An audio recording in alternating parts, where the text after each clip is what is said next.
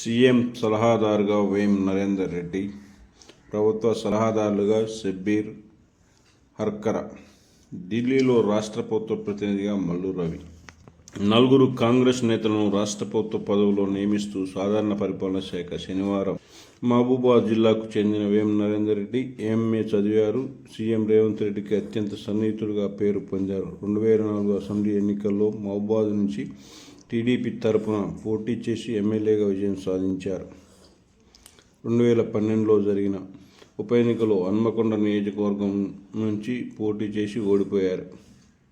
2015లో ఎమ్మెల్యేల కోటాలో ఎమ్మెల్సీ అభ్యర్థిగా పోటీ చేసి పరాజయం చెందారు.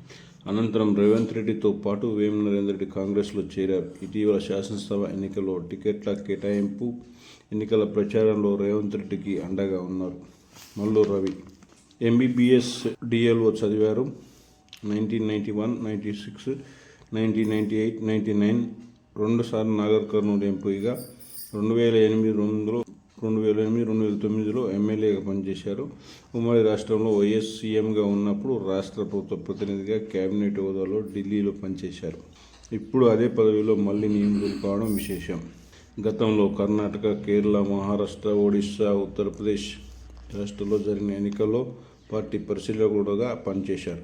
వచ్చే ఎన్నికల్లో నాగర్ కర్నూలు లోక్సభ స్థానం నుంచి పోటీ చేసేందుకు టికెట్ కోసం ప్రయత్నిస్తున్నారు. షబ్బీర్ అలీ 1970లో ఎన్ఎస్ఏ కార్యకర్తగా రాజకీయ అరంగేట్రం చేశారు. 1989, 2004లో కామారెడ్డి ఎమ్మెల్యేగా విజయం సాధించారు. మరి చెన్నారెడ్డి, కోట్ల విజయభాస్కర్ రెడ్డి, వైఎస్ రాజశేఖర రెడ్డి మంత్రివర్గాల్లో పనిచేశారు. 2013 మార్చి 14న ఎమ్మెల్సీగా ఎన్నికయ్యారు. 6 ఏళ్ల పాటు ప్రతిపక్ష నేతగా వ్యవహరించారు. ఇటీవల ఎన్నికల్లో నిజామాబాద్ అర్బన్ నుంచి పోటీ చేసి ఓటమి పాలయ్యారు. హర్కర వేణుగోపాల్ పెద్దపల్లి జిల్లా రామగుండానికి చెందిన హర్కర వేణుగోపాల్ పీసీసీ ఉపాధ్యక్షుడిగా, ఏఐసీసీ సభ్యుడిగా, రాష్ట్ర ప్రోటోకాల్ విభాగం చైర్మన్గా ఉన్నారు. పార్టీ సభ్యత్వాల నమోదుకు రాష్ట్ర ముఖ్య సమన్వయకర్తగా వ్యవహరించారు. రిజర్వ్డ్ నియోజకవర్గాల్లో నాయకత్వ అభివృద్ధి మిషన్ కార్యక్రమానికి కమిషనర్గా ఉన్నారు.